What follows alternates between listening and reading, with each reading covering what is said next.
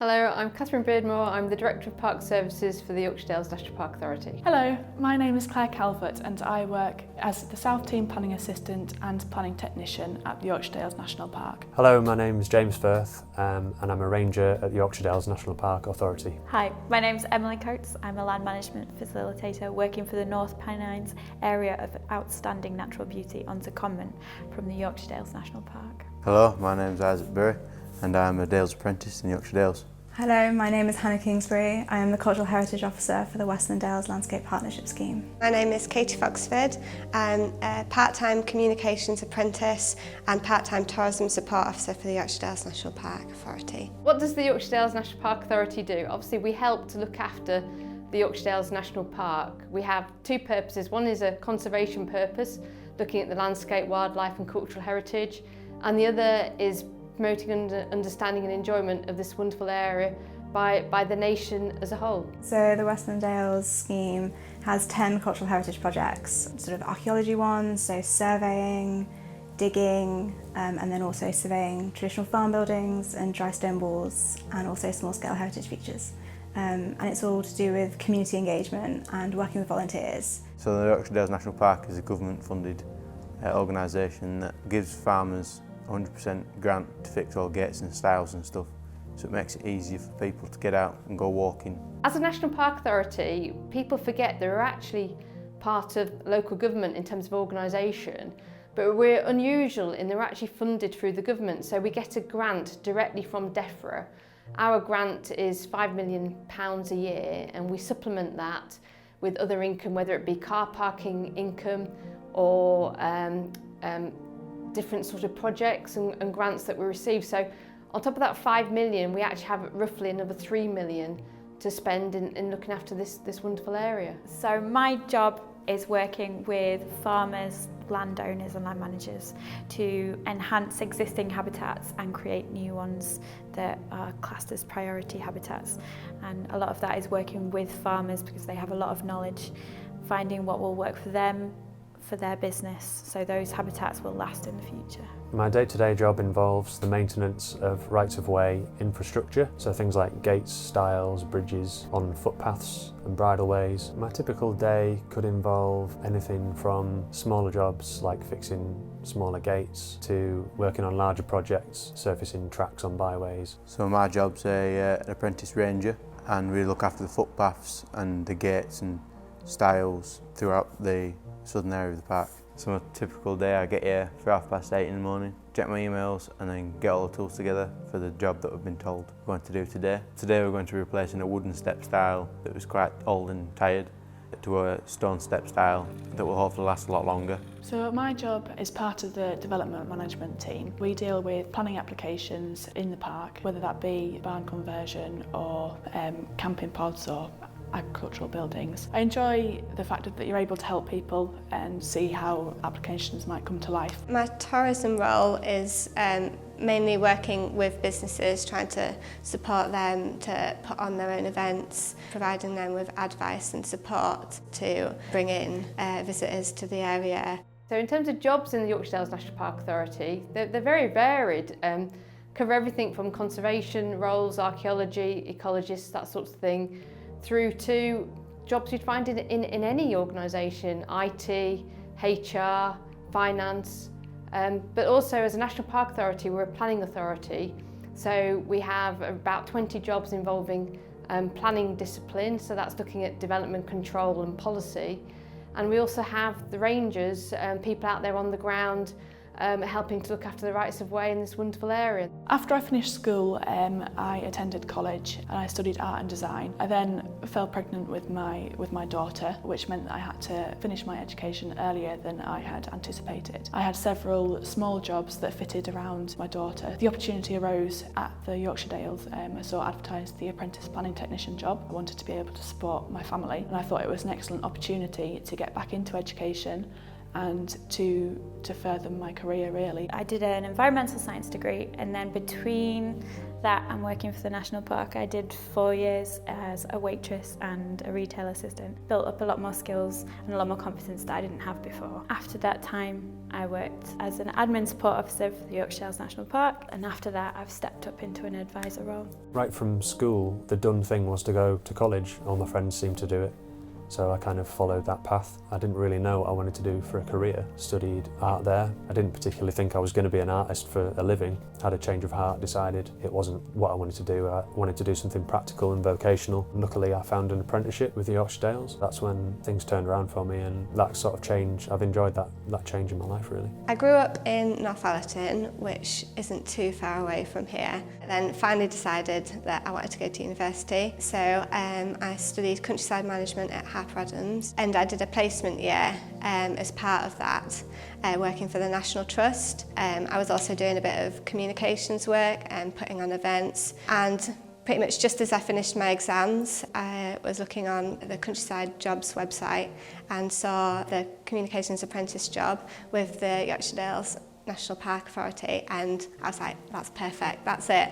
I was quite astounded by the amount of opportunities I've been given. I found the job through a careers advisor at school, so I got an interview and luckily got the job. All my teachers said, oh, you'll have the longest summer holidays of your life. I only had 1 week and then I was here. So I started with a history degree. I always really found history fascinating. And then I saw an opportunity for an apprenticeship with the Yorkshire National Park Authority. And what really appealed to me was the variety of tasks that you could do, whether it was working with buildings and surveying those, going on site visits, and also enhancing and adding to the historic environment record.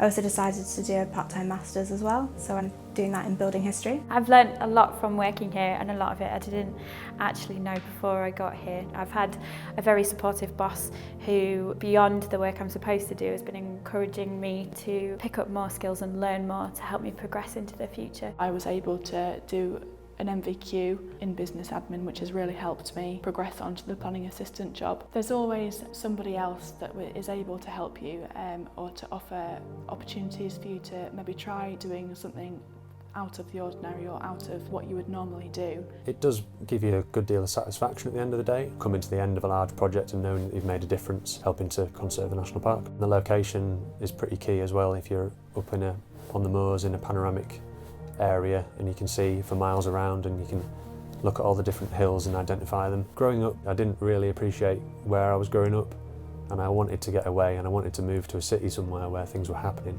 So I thought, and once I'd actually gone away and done that and realised it wasn't for me and came back again, I realised, oh, this is actually where I want to be. It took that going away and coming back to realise and to appreciate the area that I grew up in and the sort of the beauty of the national park. This area is sort of rich with sort of archaeology and history, and it's trying to unearth more about those things, because there's lots of things that we still don't know, and then also getting a better understanding of what we do know about. So that can be the sort of the castles and the sort of settlements. Yeah, no, it's really good. I really enjoy the variety. That's what really appeals to me, and the fact that it's both inside and outside. Sometimes when you meet farmers, they're not interested, and then after a while they will tell me things, and they'll tell me all sorts of details and about their land, because they know so much. They know what's going on underneath the soil, what happened in the past, what their neighbours are doing. They know everything. I like being able to help them, and I like being able to contribute to keeping habitats thriving and alive. My favourite day, probably a crisp winter's morning. Go out and do a couple of jobs, like fix some gates or replace them, get something, and you feel like you've achieved something in the day. Growing up in this area is probably one of the best places to grow up. You can sort of just step out of your house and everything you look at's yours to roam on, sort of thing. So I've never really bothered about going to Xbox or anything, because there's been something better to do outside. The social life is quite good if you fancy sticking yourself out there, because there's things like Young Farmers, which is a community of people that come together and do lots of social events throughout days and stuff, and for young people it's quite a good way to get outdoors and meet new people. Yeah, I really enjoy it. I particularly like the social media side of things. It allows me to be a bit more like creative and fun, and with my posts, and trying to be sort of engaging as possible, and also informative. So my favourite day is probably whenever I get the chance to get out of the office, which doesn't happen too often, but sometimes when we're meeting businesses or need to take particular photos at an event, then that gives me the opportunity to get outside. There's also opportunities that we go out on site visits, which it's always nice to get out of the office, see some of the countryside. The most important skill for my job is listening to other people. I'm quite often in the middle, but I'm helping decisions be made, so I need to listen to all sides, balance those arguments, balance those constraints, and find the outcome that benefits the most people. Got to have a bit of nous and initiative to get jobs done, because if you just stand there and wait for someone to tell you what to do, you'll be there all day. Growing up, there was no public transport where I lived, so it was difficult to get to volunteering opportunities.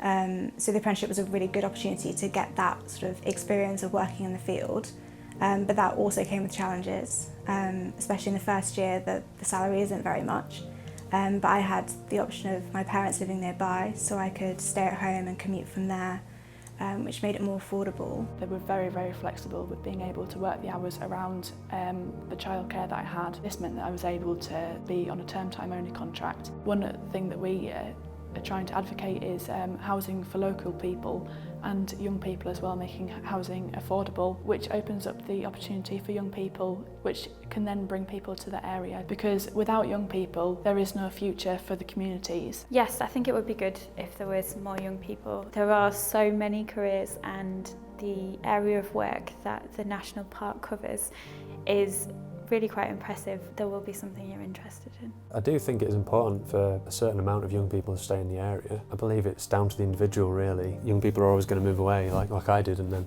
they might come back or they might not. It's kind of like one of those things really. You just have to look for those opportunities like the apprenticeships that I found really. Yeah, areas like this need young people, because otherwise everyone's just going to get older. Young people offer a different outlook on life. The one thing that we found, it's only really in recent years that we've had and encourage young people to actually become part of the organisation, is how it adds a vibrancy to the organisation. And we have a lot of people who have been here a long time, and it's sort of place when people come, they tend to stay because they love it so much. But for us, it's also important that we do get that energy and those young ideas really. So we have a youth forum, so we can collect those ideas. And importantly, we encourage young people to develop so they can think about their own career and how they want to develop in the future, and helping them through funding, training, and just pointing them to opportunities that come up we're either within this national park or other national parks or abroad. I guess success to me is having a home in the countryside, working for the Yorkshire Dales National Park Authority in a job related to communications and tourism. Success to me means enjoying what I do. So if work is something that I really want to go to in the morning, and something that I really enjoy doing, and something that I can get excited about, I think that will be my definition of success, and hopefully that will continue throughout my career. Success means to me being happy in the job that you have, both in your job life, your work life, and in your home life. I think it's very important that you have a good work-life balance. Success for me means happy in what you're doing, happy within yourself. I don't really define it by how far up a career ladder you've climbed, or how much the wage you've got. I really just do it because I enjoy it. That's the bottom line for me, and that's a success.